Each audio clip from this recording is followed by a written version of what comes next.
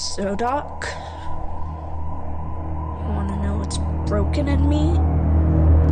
Everything. Why do you do that every time? What did I do? That's the problem. You don't even see it. Why can't I have my own car? He is so embarrassing. Frank, what's going on? You know, Lily. I wish you'd let me help you. Damn it, Sarah. We talked about this. No, we didn't. You decided and told us what the golden rule was. Do you see your marriage as a competition? No. See, Frank has control issues. He likes to dominate everyone and everything in his life. Hello, little girl. You cheated. You can't do that. I didn't cheat. You just suck. You would know about sucking. Are you okay? Yeah, it's not the first time she's hit me. Thank you. Really appreciate that. Daddy, please. Let go. Let go of me. I'm sorry.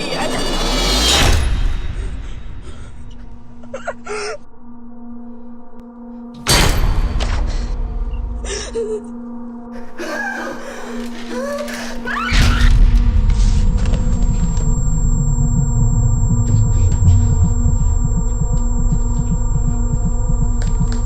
you like it? It reminded me of you. You're not my little girl anymore, are you, Lily? Let me go. What's wrong with you?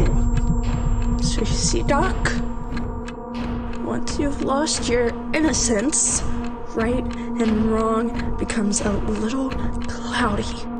The world a little more volatile. People become pawns for your own survival. Because in the end, the only person a good girl can rely on isn't her loving mother or her dedicated father.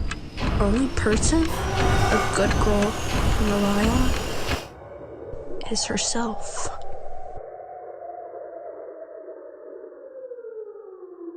And here we are again on another episode of Podcast of Traveling Actors with your host, Deaton Gabbard, And Brandon Wall.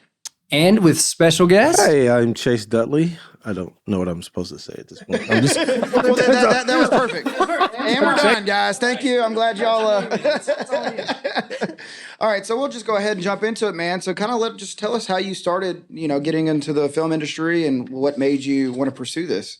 well, I've been wanting to be a filmmaker since the beginning of time. Well, I say that like I'm Genesis, but since I was a kid, I wanted to be a filmmaker. But at the time, I really wanted to be an actor because that's what you saw. But since I did not know how to join, I joined casting agencies, paid lots of money to try to be featured into a film.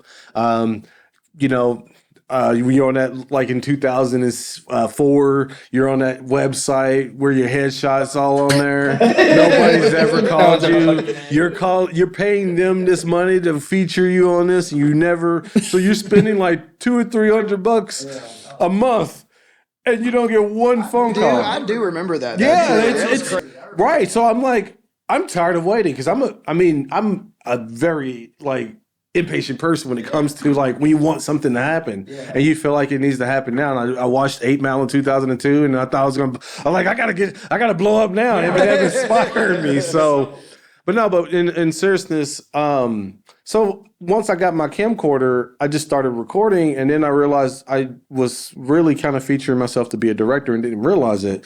And then when I first made my couple features, I was trying to be the star, and then I had to direct it and Trying to wear all the hats. My films were very atrocious because you're wearing 10,000 hats. And then I had it really came to me where I looked at my wife when I was filming the movie Payday, which is the first movie that really turned out to be a really big hit of mine. And I looked at It's on Prime Video, right? It's on Prime. It was on Hulu. I remember when it's on the Roku channel. And it was on a lot of platforms. I don't even really look because I'm so I'm always moving this way. Yeah, well, once it's done, it's out there. You move on to the next one anyway. Yeah, so. And it's kind of one of those things. Is when I go back and I rewatch it, I'm like, why did I do that? Why?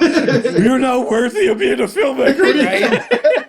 So So I don't watch any of my work, but I was supposed to be the star of that movie, and it was just so stressful, like learning my lines and then like Directing, right, and directing, and then I got my first investor for that project, and it was just it was a very hands-on investor, and like we had like 3 months to prep this movie, and me and my wife was very stressed to the max, and I just looked at her and said, "There's no way I'm acting in this movie." Yeah, and so I pulled a Ben Affleck because Ben Affleck weeks before stepped down as Batman, and he's just going to focus on directing. Yeah. Which I think with him was vice versa. He stepped down from directing. He's like, I'm just going to be Batman. Yeah. And then you see how that went. But it's also good, and I think this is a good quality of a good filmmaker anyway, is knowing your place, like knowing your limitations. And it seems like you knew that right from the beginning. Because a lot of people do that as well, is either write something and put themselves in it and want to direct it, and then it doesn't turn out well because they don't understand, like, it takes one person to do one job. Like it's really hard. Tyler Perry does it really well, I will say, but Tyler Perry has a lot of staff. He has 3 or 4 ADs to be able to tell him if he doesn't look good. When you're in the indie world, you're lucky to have an AD. You know, and but again, not taking away from anyone. I realized if my films before Payday, I just seen a really big significant dip in quality because I was trying to do everything. And, you know, one thing, I can't do everything. I have to be either a director, and I just learned to direct more. Don't get me wrong, I would love to be an actor. Yeah. But I'm just not meant to be because I don't think I'm much of an actor. Yeah, I really don't. Like, I look at my acting and I'm like, yeah. Like, I'll stay behind it. Yeah, I'll stay behind the camera because, like, now I'm able to book actors like you, for example. You are an actor. You can act. But that's also great that you're a filmmaker, too. But you actually are blessed to have more than one. I wish I could act. I'm just not that guy. But I don't want to be that person where I want to be like, Arnold Schwarzenegger, where I'm just acting in these movies and like I can't act. And not throwing shade at Arnold. I love Arnold. You see that a lot though, where people are like, I want to act, and they do it, and it's awful, but they think that they're good, or they continue to do it, or they don't take acting classes, and they're just out there acting, and it's just like, this is really bad. Like, you should. No, my acting was cringeworthy. I knew it, and I'm like, I'm more of a director, and when I noticed from shooting Payday and then to Beast in the Field and then Locked In, like, I really want to say Locked In, I really felt I found my director's voice. I really collaborated well with Charlie Brady, which he wrote 2 phenomenal scripts for me. Love collaborating with Charlie Brady. Due to health reasons, he had to step back for Broken Innocence, and this was like literally 4 weeks before we were shooting this film. And you know, we did a crowdfunding last year, and crowdfunding is a lot of work. Crowdfunding is a job on top of a job on top of your movie. It is a whole different beast, and I was not ready. You're so scatterbrained because you got like 1,000,001 tabs open because you're communicating with so many people, and then it's just like constantly, give me money. Yeah, that's literally what you're doing. You're like, I need money. Give me money. Yeah, and it was just a weird experience because, like, you know, some people, like, if you don't mark down your message this person and you accidentally ask somebody twice, and that person screenshots you and blasts you, look at Chase Dudley asking me more again. I just told him no. And I'm like, I'm so sorry. You know, and it's like, there was a lot of people to put me on blast on that. And I'm like, all I'm trying to do is just really make a quality-based film. And it's like, the struggle is real for indie artists because we don't have no studio with a blank check. Like, I would just want to get a lick of the money that Disney wastes on their movies and TV shows. Yeah. Like, just for marketing. Well, exactly, because they like spent $250 million, didn't even know it on She-Hulk, and then they were like, oh, hang on, we went over budget. It's crazy. But they say it like it's so nonchalant. Like, we went over, we need to cut it back a little bit. Like, $250 million. We're going to fire Stephen A. on ESPN. Replace him with a dog. We're going to call Pixar. They're going to do a Toy Story 5. That's how we're going to do that. But Guaranteed. But again, that's a good problem to have when you. But indie, you spend that money. That's your money. You probably down for another 6 months or another year. It's so easy to go over budget, and I learned this when we shot the movie Beast of the Field. I don't know what in the world. If I can go back in time travel, I would slap myself for seriously thinking I can shoot a movie 95% outdoor. and not deal with any weather. We had Hurricane Florence come through the Carolinas in 2018, comes through Kentucky, dump a lot of rain on us. My lighting is ruined. And this is all rented. So, of course, the insurance really didn't like me because we had to pay for all of that. Because that stuff that was outdoors that got ruined that we had. Our special makeup effects didn't look great because it's raining. The actors are trying to deliver their line. It's sliding everywhere. Me and my wife are sitting there. I mean, it felt like Home Alone 2, like everybody's just falling. But the one thing that was positive about the whole experience was everybody on set was in a good mood. I don't know how. Yeah. Because, you would thought everybody being rained on in September wasn't the warmest of time. But what we realized too, and we talked about this previously as well, is if you have a bunch of people that are passionate about something, it doesn't matter whether it's bad set, rainy, whatever. If you're with a group of people that are doing what they love to do, it usually just turns out really well. And going on people that, love to be there. It's all about passion. Going on that, you also can tell the difference of the people that are there, like fully low budget, because they're just there for like a paycheck, or they're there because they genuinely want to be part of the team and make this a good project. Right. See, I love working with filmmakers in front of the screen and behind the screen with that mentality because I know different personalities come in, and not everybody's going to mesh well, but at the end of the day, it's still an experience that can be a one-time thing. And I really always try to get to know the people I had that experience with because you just never know if you were to see them again. Yeah, exactly. And, and it's a moment. And I always try to seize the moment. It's a family, honestly. You for better or worse. With all these people, I always call it a summer camp. Like different film sets are basically like going to summer camp for a couple of weeks and you're sad because you've worked with these people for like 12 hours a day, every day. Man, Locked In was a really fun project. It was really cold. And I felt bad because, Amber Dawn Fox and Nalia Shukarova, they were very dressed because it's a film that deals with human trafficking. So they're literally he's selling their torture and content to the dark web. So he kind of had them half dressed in the movie and they were just cold. And I was just like, I had to figure out, I whipped out my credit card and I was like, somebody go get these people like a electric blanket. Yeah. Cause it was crazy because we shot majority of the movie in this barn and the barn kept the cold in. Yeah. It felt like the Saw scene. I almost made that Saw scene where the scene where she was getting sprayed and she just iced over.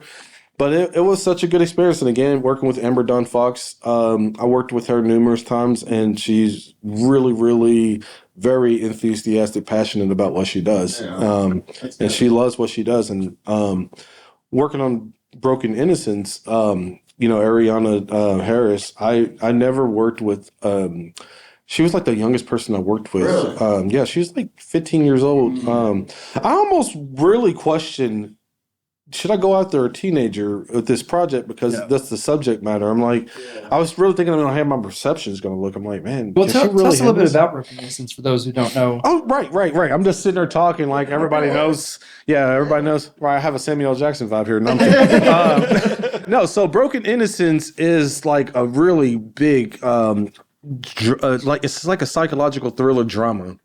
Lily is being sexually abused by her father, and but see, it's like to majority of the audience, you should really see all the signs, but her mom's kind of dealing with a different battle she's going through being an alcoholic, and then her friends, they know something's wrong, but they can't pinpoint it what it quite is. And this movie is kind of similar to The People Under the Stairs / I Spit on Your Grave, but not with the vulgarness. It's more like it focused more on the mental health and the psychological aspects of what women go through and how they shut down and how they either do one or two things. With this, she's like, I got to get from the situation. So she literally starts killing to get her way out of it. And I don't want to give too much away because it's a lot of things that go into the movie. But man, it's my proudest moment of a filmmaker because we raised $60,000 on the Indiegogo campaign. It was a lot of work. It was a lot of late nights, very little sleep. And on set, it was some long hours. And it's rewarding, though, man. It's rewarding. It is. like releasing the trailer and getting 100,000 views in 2 weeks. Yeah, that's great. It's worth it. That was the first time I smiled at something that I released, because usually you're like, hey, did you see my, you're like had to send people. You're forcing people like, watch this. Watch this, please. And like, but this one, it was people doing the opposite. It was a lot of people sharing. It was a lot of people like commenting. It was a lot of people like, man, this looks really good. We got a bunch of engagement. Yeah, right what off the did bat. kind of trigger spiral that? Yeah. I don't know. It's a good, you did a great job promoting it. Yeah. That's what it was. I mean, the crazy thing is like because my wife's just like, we can't believe it. My page went from like 3,000 to the beginning of the year last year, and like I'm at 134,000 followers.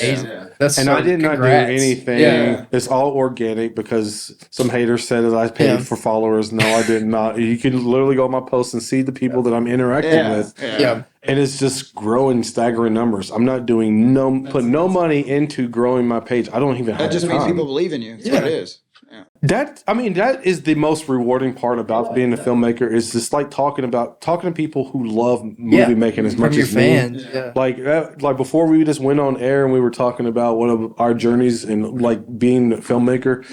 That right there is, I just love talking movies, and just talking to people on Facebook about movies all day. I never thought that I'd just wake up and. No, I love it. I see every time I get on Instagram, I see him post like it was like a like or love, and it'd be like, who do you? And I love stuff like that. Just seeing like that makes me happy, seeing people that are interested and love doing that stuff and that love film. I love it, dude. Yeah, like it's I wouldn't amazing. have it no other way. And then you got a few people. Well, I can't believe you're comparing them. Why are we doing this? I'm like.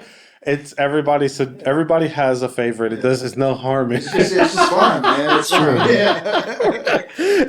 It's funny because again, all different personalities, shape, and form comes everywhere. But those people like always cracks me up on Facebook. I'm just like, it's not that serious. It is not that serious. If you don't like it, just scroll right by it. I mean, that's all it is. It's like literally seeing dog poo and walking towards it and stepping in it. Yeah. I mean, but like Rather than just going around it. But with me though, I always tend to just talk about things I love more. I try to keep negative energy. Yeah. Because, I mean, naturally we all have doubts and stuff like that kind of drag us down. I try not to get in my own way, but I like to talk to people who are passionate about what they do. Yeah. Like you in junior high, we've been Facebook friends. Man. Yeah. I mean, like, here we are now. Yeah, it's been 13 years, but I mean, here we are. It's So that's the kind of people I like to talk to. Is this people who love making movies. I feel like if we had more people in the industry that love making movies, I feel like that was the blessing of the 60s, 70s, 80s, and 90s, and I felt like that was the cutoff of passionate films. Yeah, because now they make them for money. It feels like it feels like a factory, a warehouse, the mass production, assembly. Right. Yeah, it's crazy. But like you said, and we've had this conversation multiple times. If we can just get a group of people like that together, like a group of people from Louisville, a group of people from Kentucky or Indiana, surrounding states, just who are great at what they do, and just put them together and make a movie or make a short film or just do something, it would turn out amazing. Put the egos aside. Yeah. But there's just too much competition. But that's I feel the wrong thing. I feel different. I don't look at you as competition. I don't either. I don't look at like Tori Jones. Phenomenal filmmaker. Yeah. Not my competition because he has beloved fan base that support him. And I have a fan base that supports me. We're not in competition. Yeah. Like if if he needs help or I need help, it should be like because Steven Spielberg calls Christopher Nolan and all of that stuff like that. It shouldn't be, well, I'm not going to help you because me helping you is my competition. Yeah. That is the downfall because the more that Louisville thrive and the more people that wins in Louisville, the more it's going to open up the floodgates for filmmakers to bring their films to Louisville. I mean, look at some of the Hollywood movies that are coming now with the tax incentives. If we actually put more energy into supporting one another, because we all can really win. Yeah, I mean, it's not for everybody. It's not like Millionaires Row where it's one jockey and a horse winning, and then you're back here and they're like, look at him. It's not even like that. Everybody can be in the winner's circle, and everybody can be good and feel good, and it's that. Yeah, and that's why I love like just supporting people on Facebook, and you do it a lot too. Like where you share people's stuff and you like comment on people's stuff, and you're like, okay, I support you. Send money in Indiegogos or whatever the case may be. Like just having those support support people around you. And in Louisville, I will say Louisville has a lot of people that do support indie film, which I absolutely love because I see it all the time. You see the same Louisville's people. very artistic. They're The home of amazing. Muhammad Ali, Jennifer Lawrence, Tom Cruise, George Clooney, Ashley Judd. And the list goes on and on and on. Jerry Bruckheimer literally lives 2 hours away from here. Yeah. I mean, it's so many It's talented cool, man. people, It's and cool. you just don't think about that. Yeah, it's cool. So what kind of like genre would you want to work like with? I know you've done Broken Innocence and Blood on the Bleachers? Blood in the Bleachers I'm working on now. This is I can't believe it's my first slasher. I love That's what I slashers. was gonna ask you, 'cause Yeah. I feel like I couldn't believe that either. Yeah. I thought you already did one. I was so shocked. Yeah. I looked. I mean, I felt like I was Bruce Willis in The Sixth Sense when he found out he was dead. I really thought I'd done horror, but Locked In. Excuse me. I had a Whopper. That sounds good. Oh my god! Sponsorship. I was Iron Man that day. That was the traffic, man. But Locked In was more psychological than it was horror. This is more like it's going to be like Straight up horror. Yeah, straight up Nice. like horror. 90s That's exciting, straight. though, I'm yeah. very excited about this because growing up, that's all I watched. Yeah. But my dream genre, I would really like to work on outside of this. I really want to shoot a western. Really? Yeah, I really want to shoot a fun. spaghetti western, and I want to do a Civil War biopic. I have an amazing script for a Civil War biopic. And because Kentucky has such a very interesting history. Yeah, because that's true. Kentucky was Yeah. a neutral state. Yeah. Yeah. And there's so much to do with that. That being said, I definitely want to do all kinds of different things. I want to be like Spielberg because that's my favorite filmmaker. Yeah. This man has done horror. This man has done musicals. This man has done slavery. He's done The Color Purple. I'm like, what? He did The Color Purple? Man, he has some soul in there. Like, he probably needs some collard greens and all that shit. But no, I mean, I was just surprised that this man's resume, the same year this man has directed Jurassic Park, Schindler's List. I mean, then you got Saving Private Ryan. I know, it's like three, I mean, like so many Indiana different types of Jones, films. just goes on and on. E.T., it's crazy. which E.T. was originally supposed to be a horror film, but then they were like, oh, we're going to do a kid mode. Yeah. Close Encounters of the Third Kind. Yeah. You know, he did Ready Player One. Yeah. He did Amistad. Yep. Yeah. You know, Minority Report. I know he World did of the Minority. Worlds. Oh, dude, I forgot about World of the World. Bridge of That's Spies. amazing. I mean, this man has direct Jaws. Yeah. Duel. Everything you know? he touches or produces, it's magic. It really is magic. It's crazy. And he knows how to set up a scene like no one. And I wanted my body of work to really. I don't want to. I mean, no disrespect to horror. I love horror, but I don't want to just do horror. I don't want to just do dark content. I want to make family films. I want to do all kinds of different movies because I would like to do something that I can put my kids in. Right. That'd be awesome. Yeah.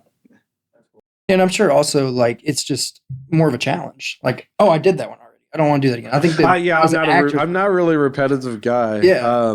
I would sit there and announce that I'm gonna do a sequel, and a year later, no, I'm gonna do it. Never mind. There's so many projects I announced I was doing, and I go a different direction, and I'm a very conflicted person. I'm kind of like Iron Man. Like I would literally be on board with something, and then just one day I'm like, nah, I've already done that. Yeah. I just want to break new ground, Which is awesome though too, because then you venture out and experience different things too. Because I mean, just creating a family film compared to a horror film or compared to a nostalgic '90s film, like the preparation's all different. Yeah. So it's going to be a new experience every single time you do a different genre. Anyway, Keep it And you'll be fresh. working exactly. with, I mean, for the most part, we'll be working with completely different people. Yeah. Because the crew's going to be different for that genre. The set in itself, I mean, like comedies compared to a horror set are always, like That's what I'm different saying, vibes. yeah. Completely. Well, I hope I'm blessed to have the cinematographer that Steven Spielberg has had over 30 years. Right. Yeah.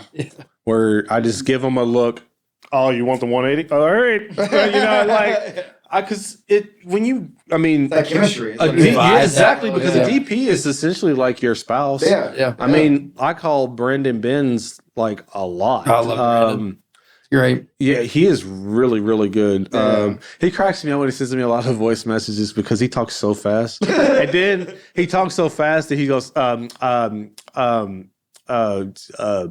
then he catches up and then he goes again. Yeah. But I have to say, he is probably my most compatible DP I've worked with. Yeah. He is like he's the guy that really I like how he wings it. Like, he never told me no that we can't do something. He's like, I've never done it. We can try it. Actually, what? It didn't work. So what we're gonna do is I'm gonna go handheld, and then and he'll just go into the spill, and it's like he is really good and witty and sharp, and he looks like Bill Burr to me. He looks like Bill Burr with a mix of Patrick. He was in Aqua. He's in almost every James Wan. In the face, he looks like him. Can't think of his name. He plays his brother. Mm-hmm. I don't know what is it. I don't remember. Patrick something. Yeah, but like he looks like Brandon Benz in the face, and like Brandon was like, "Wow, He's like, I can see that actually." But the first time I met him, he came location scouting. He literally had his whole. He was very prepared, very spontaneous, but planned. He's very particular, but he's adventurous, and that's how I like to work. Yeah. And it was like so many things that just wasn't working on set because we literally had under a month to get to know each other. I was terrified because my other DP had to pull out for health reasons. I'm like, oh my God, I'm going to have to delay the movie. I'm freaking out, as if the campaign alone is not already nuts, But so I'm like, oh my God. And everybody's like, calm down. Don't you want to calm down? But then I met him and he was like, I want to come out on set. And usually a DP never says that first. They're like, just send me pictures. Like, how's that going to help? But he came out, he looked at the locations. He literally had this light thing. I've never seen no DP did. And he's literally doing all of this stuff. And he's like, I tell you what, we could do all of this. And I'm like, we literally took possible 14-hour day. Yeah. Dude, he's just so easy going. Yeah, he's so good. And it's good, when you get people like that, because, like you said, it makes your job a lot easier, too. Yeah. And that chemistry, if you can build that chemistry up with somebody, you can eventually just look at it and be like... We had to really watch ourselves because our personalities are so similar and our humor. We had to really watch because the type of nature of the film that was on is a very serious tone. So there was a lot of times we're like, dude, we got to be good. Because, of course, a lot of actors are putting a lot of effort in. Mm-hmm. And one thing I would tell you about Ariana that I really wanted to mention, I almost said and I forgot. When I was not sure about her age, she literally did 3 takes of a 5-minute monologue. Wow. I'm talking about it's a full page. Yeah. Of this amazing line that I can't give away because it's part of the movie. You heard it in the trailer. But that monologue was her. She did it 3 times. And this was like 1:30 in the morning. Yeah. She was tired again, but she was a trooper. Her mom was a trooper. And her mom is just the nicest person. But her mom, at first, before she said anything, she was just kind of had her arms crossed, and I thought I was about to get cussed out. Because there was already some people said something else said, I thought that she was going to cuss me out, but she was the most nicest person. Awesome. And she was just like, what do you need? Not only was she just an on-set mom, she was like, whatever she can help. She was ironing clothes. She was help. Awesome. One of the other stage moms went out and they were helping direct traffic so we can get the noise. Nice. It was just like a set like no other. And then just hearing how good the audio was, because, with my last film, then, you get what you pay for. I didn't really have a lot of money because it was a much less budget. Yeah. And, resumes look good until people show up. And, I always ask I'm not trying to throw shade at nobody, but my sound guy, you watch my movie Locked In, you would know that the sound was not well. Yeah. But Broken Innocence, you're like, dude, this is like legit film. Yeah. It was great. Yeah. And then the visuals what Brandon did, and it was just, that was the first movie to really put a smile on my face when I seen it. I was just in tears of how that's awesome. My name is attached to this project, and this is what. And how long have you been doing this for, though? I just kind of want to bring that. Dude, my first film that I've ever made, that Iowa show, in 2008. Okay. And I've been doing it, technically since 2006. Yeah. It's crazy. I've been through, I've been through a lot of accomplishing my dreams, because filmmaking it can be a lonely gig, because you're constantly got this passion and it's a calling. And it's like the Jumanji noise, doom, doom, doom, doom, doom, doom. And it's like it's calling you all the time. And you just, and it's but it's hard, because if somebody doesn't really truly want what's best for you, they don't understand that. And then it comes, well, when are you going to spend time with me? And then it's like, why do I feel like I'm choosing? And it's like filmmaking is a part of who I am, and a part of loving me is like, you know, so true. But one thing I'm really grateful is my kids, like Don Tinkley, they're 13 years old and they're very supportive of it. And that's awesome. They're very like excited that things are really elevating. They're like, oh my God, Dad, you're really starting to really getting up. Wow, Dad, you got 130 followers. I'm telling my friends you're famous. I'm like, shh, don't be telling, you know what I mean? Don't be telling them my friends want an autograph. Me too while you're at it. Yeah, my friends want an autograph. It's like, I'm like, quit that. Yeah. You know, like, but and then recently with the, you know, COVID, we decided we wanted to have another baby. And you know, in 2020 we had a miscarriage. Yeah. Not to get too on a heavy topic, but because I felt the simmer of but I checked out of the game for about a good couple of years because I had a lot of family things. So from 2019 to 2021, I didn't do anything. I literally deleted my Facebook. I was in a very dark place. And then, you know, Sam was like, I'm pregnant. I mean, we were very cautious at first, so we didn't say anything. And then it went really good, and we have a very hyperactive, very happy kid. This kid is the happiest kid I've ever met in my life. Yeah. And he's very smart. And I feel like he makes me a better person because I'm more patient as a father than I was in my 20s when we had twins. It's just so many things, like, because, you know, that's why I'm like, I see why people say wait till you to have kids. I can only imagine your first set of kids were twins too. I mean, that's gotta be a lot. Yeah, that has to be a lot to deal with. Yeah, yeah, and you know, like, and then trying to find yourself because this 9-to-5 jobs before doing this full time, which I'm really happy. Is this to wake up and knowing that you're doing something you love doing is nothing, because 9-to-5 job, it just felt like I was on Mars. Yeah. You know what I mean? Like, no job, I fit in, and And you're just literally living every day, and you're like waking up doing this, going to bed, waking up doing this, going to bed, and it sucks. It does suck. It's like you're stuck on a loop. How can I get to where I am? And then you're about to film this movie. Oh, you got mandatory overtime. No, I got to film. No, you got to be here.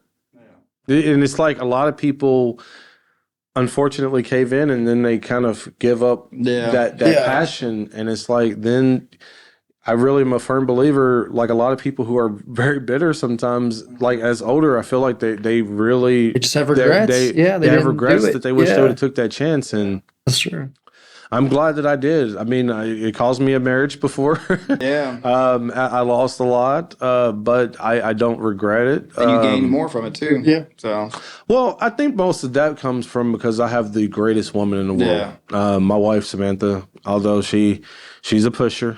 She's a yeller. She's very tough, but she's the toughest woman, but yet the most loving woman. That's awesome. But I don't think I would be the man if it wasn't for her, because just her level of support and understanding and gratitude and pushing me to be better, to be a better father, a better husband.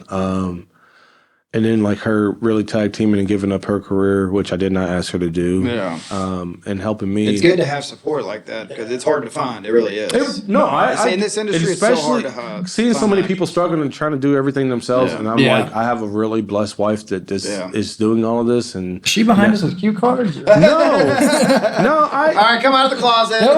Here's my thing, and the reason why I'm saying this is because you hear conversations. I hear so many people talk so much crap about their spouse, and I can't help but wonder, well, why are you with them? Why are you with them? Yeah, that's what it comes down to. Why are you with Although sometimes, she can get on my last nerve, but she's my 80. There's no such thing as 100. She's my 80. I would not be where I'm at if it wasn't for her, and I always make it a point to speak about that because me as a man, I think it's very important to give praise where it's due. Yeah. And again, there's a lot of people who I feel like they say so many crazy things about their spouse, and it's just like, But then, like, when they with them, they like that they never said those things. Yeah, I know. You know? Hey, how's it going? Hey, I thought you said she was like, hey, no. We're talking about that right now. You know what I mean? Like, if she wasn't these things, I would not be here saying it. And especially after some of the really bad relationships I've been in. Yeah. But it takes a lot to have somebody like that support you too. It's this tiring. is a really crazy late nights and all that stuff that, you know, especially with you directing and producing and writing. I feel like I'm Batman. Yeah. I'd be like, all right, we're gonna go see a movie. I gotta go. Where is she? I swear, like, it's what sometimes it feels like. Like being a filmmaker, you can be really planning to do something, and then you're just like Peter Parker, like, I was gonna make it, but you know, I had a. Yeah. It was a disturbance. So what's like the most difficult or the biggest obstacle you ran into, like in any of your films? Like, what is the toughest thing that you've had to overcome? Man, honestly, I can give you a story for each film. Yeah. With Payday, I would have to say really being very disconnected with my lead actress, and I did not handle the situation the best. And I probably, you know, like she shut down. She was ready to go home. Mm-hmm. I had to put my ego aside, and we had a really long heart-to-heart talk, and then we turned it around. Good. Well, that's good. And she did a really good job. Yeah. But she also was that actress that kind of showed me that I had to also trust the actor because I hired them. And when you have doubts with the actor, then so I really have a lot to thank her for that because I could have handled it better, and I didn't. And that taught me how to really approach actors and definitely really build up and pep talk way before to make sure that everybody's on the same page with everything. So that way, there's no last minute changes on set. Beast of the Field, as you know, the hurricane. Yeah. Locked in, the cold.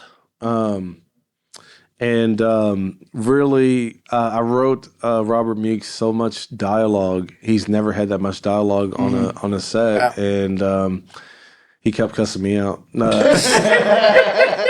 Everybody's gonna watch this video and know I'm telling the truth. But he was not happy with me, and I was like, "Bro, you had a script for about a year. I was trying to get you some FaceTime. I thought you gonna like this." But usually he's usually kind of a quiet. But Robert Meeks, he's a very interesting guy because he's a more serious kind of guy, and I'm kind of a bit of a goofball. So I had to find a balance where I can tell he thought I was a bit immature, But we just had different personalities. Yeah. But at the end of the day, he did really good as Guy. He showed up. He's very, very chill. He sounds like Josh Brolin and Thanos. Really? Hey, Chase, come here. So can you tell me why I'm coming in here? And why would I do that?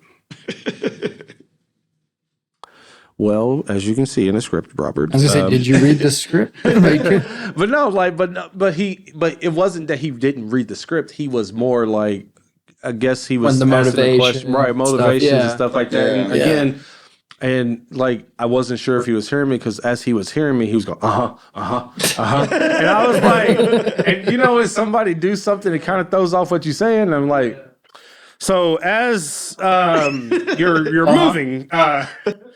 But ultimately, he did a really good job with Amber and everything, and the movie turned out really, really good. I wish the sound could have been better.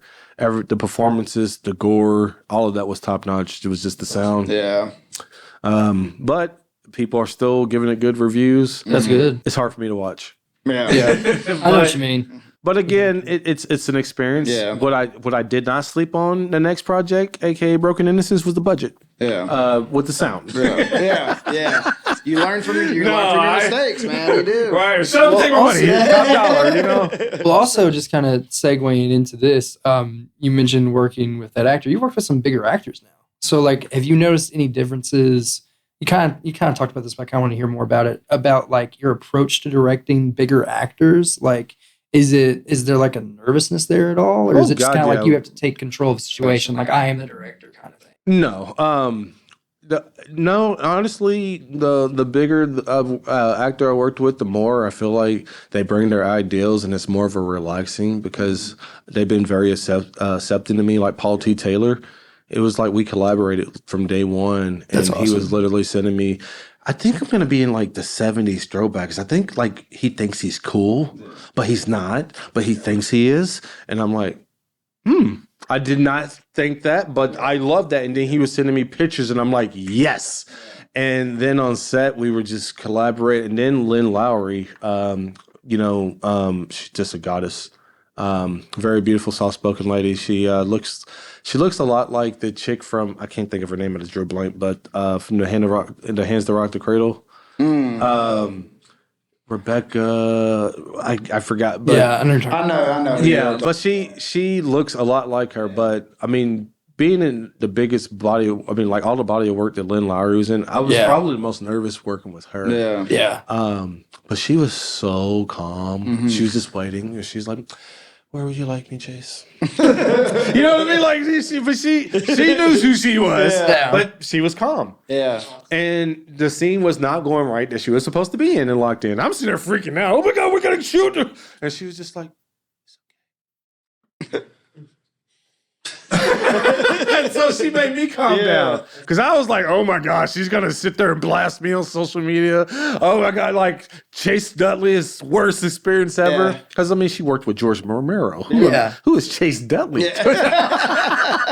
But no, she was like, she made me feel important. She, after each take, she was asking me, "How did she do?" I'm like, "Dude, you're Lynn Lowry.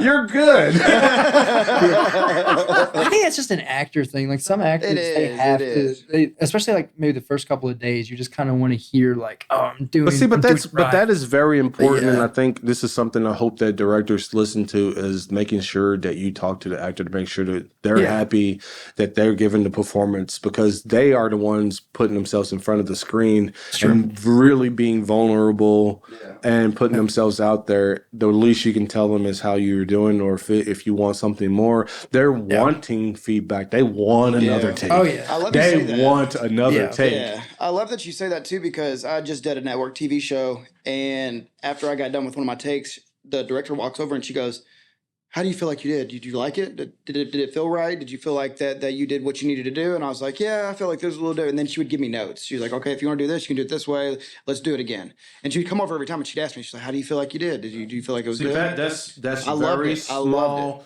but effective conversations. I've been on set where the director had another person tell the actor what they wanted. And I'm like, that's, to me, I know everybody has their own different method, but to me, that's very impersonal. I like to talk to everybody that I'm directing with, even like the background actors. I would get on that teleprompter, tell them what I need from them, and I'm loud and I'm very, very enthusiastic at what it is, because if I'm like, "Okay, I just want you to go behind that wall and you're gonna scream." Like loud, or you know what I mean? Like, because with my question, I have a question with a question usually, but I like enthusiasm, and I know not everybody is enthusiastic, but it helps because we're in a very anime dramatic industry called film industry, and actors love, like, they love creative input, and they love to know that you are happy with what they did.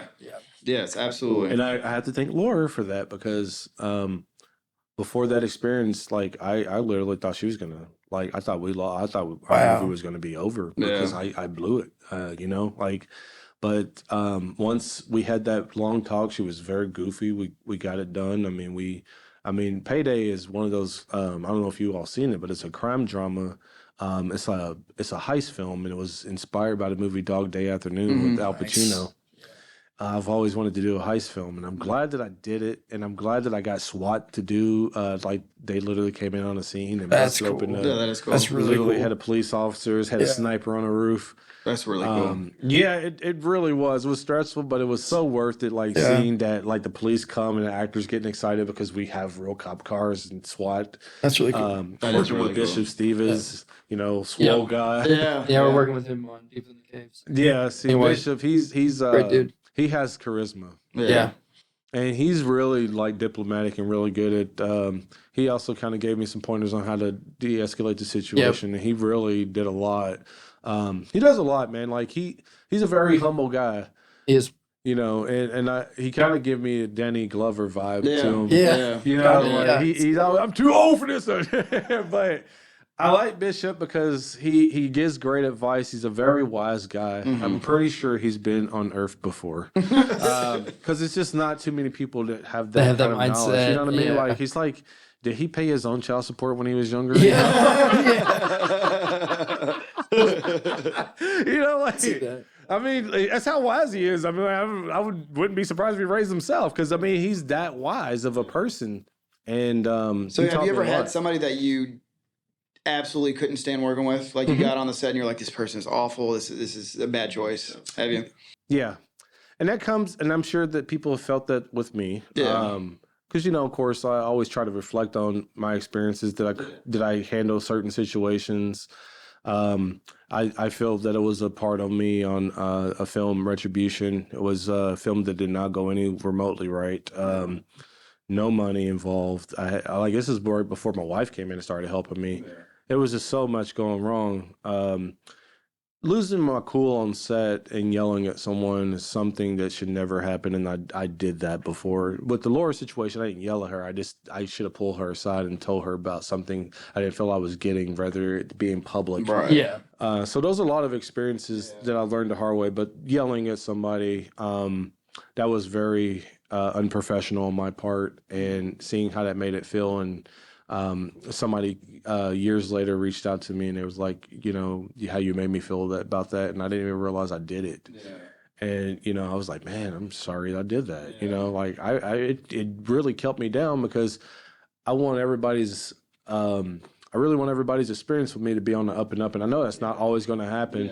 But when I'm in a wrong and I know that I did something wrong, and somebody remembers that and they let me know about myself that I did that, that's why, like, now I try to make sure I'm you got to be in a really good headspace, and just being in director's chair, and you should know, like, sometimes like so much information overloads you, and you can't turn left or right without question, and it's like you You're gonna have an answer for everything. everything, and it's like Whether you have it or not. Chase, how's the air? It's good. It's like everywhere you go, there's a question. And that was when I was very inexperienced, very new, and I didn't handle it well. Yeah. But that experience taught me how to make sure when you have an issue, you talk in private, make that person feel respected.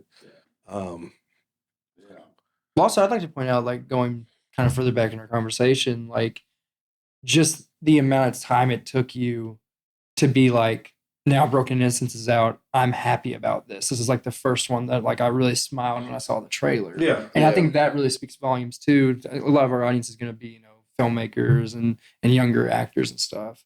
So I think that just kind of tells you, like, I mean, I can say the same with my acting probably. Like, I look at stuff from 3 years ago, I hate it.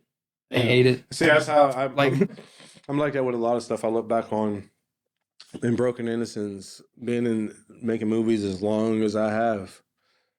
I mean, like, sometimes I even had to hide some of the projects that I've done because it's so bad. Yeah. This is a project that I'm, like, really proud of with, my cast and crew, knowing that we rocked it, seeing Brandon really handle his thing, seeing my wife do, like, 3 or 4 jobs on set because she was my AD, she was the overall producer, then she had a fill-in for production manager because She did everything. Yeah. I mean, it stressed her.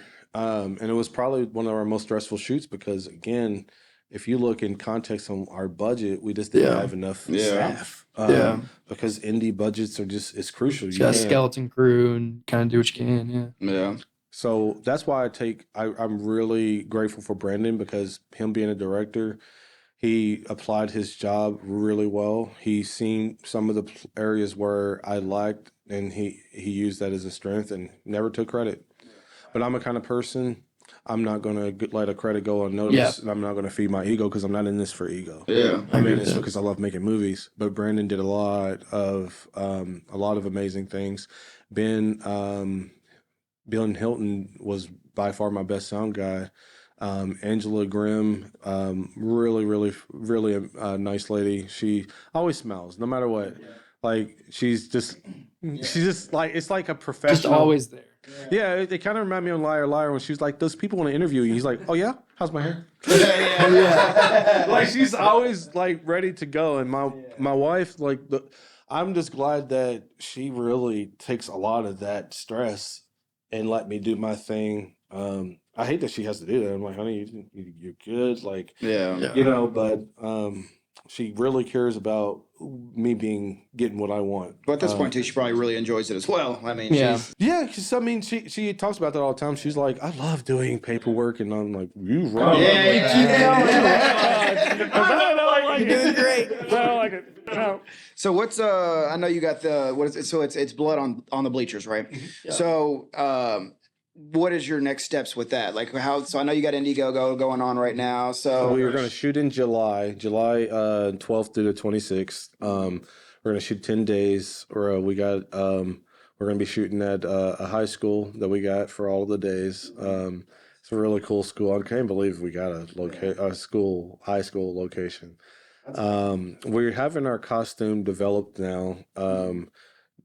I'm like so scatterbrained, but Donnie, I can't think of his last name. Donnie, I'm sorry. I just literally did like a contract with him and everything, so I don't know him. Like he's my best friend. Like I know you guys, but he like did all the sketches. We're doing like the classic 90s goosebump look for the mask. You see this mask in a costume, it just spills 90s.